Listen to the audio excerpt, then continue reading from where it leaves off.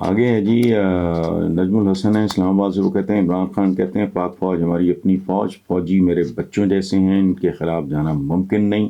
اگر عمران کی یہ بات 100% سچ ثابت ہو جائے تو کیا موجودہ حالات میں اس سے اچھی خبر کوئی اور ہو سکتی ہے؟ بالکل نہیں ہو سکتی۔ And on top of this میں آپ کو بتاؤں پورے اعتماد سے کہ ہی از 100% رائٹ۔ وہ ہو جاتی ہیں، دیکھیں گھروں میں کیا ہم روز ہمارے معمول ہے، یہ کوئی عجیب بات نہیں ہے۔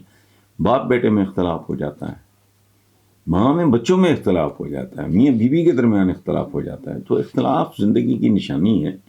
میں اپنے بارے میں ہمبل سا آپ کو ایک تجربہ شیئر کرتا ہوں۔ My father wanted me to appear for the civil service. میں سرکاری نوکری مجھے پسند نہیں تھی، مجھے گھر چھوڑنا پڑا۔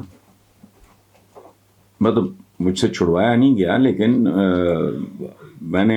میں I wanted to become a journalist. Journalist بھی نہیں، سچی بات ہے، مجھے اس وقت اتنا شعور نہیں تھا کہ جرنلزم میں جانا ہے، تو میں رائٹر بننا چاہ رہا تھا۔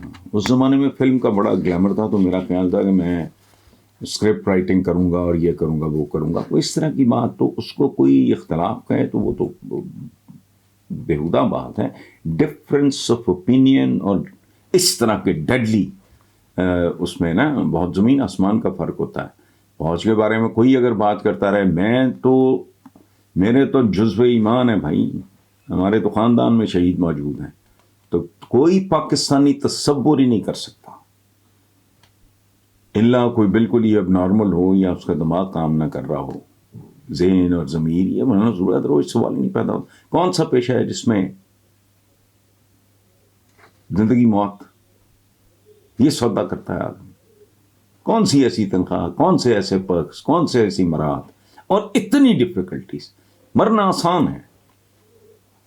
فوجی بیٹھا ہو نا ادھر مخصوص قسم کے جو ایریاز ہیں ہمارے جہاں، اللہ معاف کرے، سیاچن وغیرہ، مرنا آسان ہے۔ میں کہہ رہا ہوں چونکہ موت تو بہرحال آنی ہے، لیکن اذیت تو ہر بندہ نہیں زندگی میں فیس کرتا۔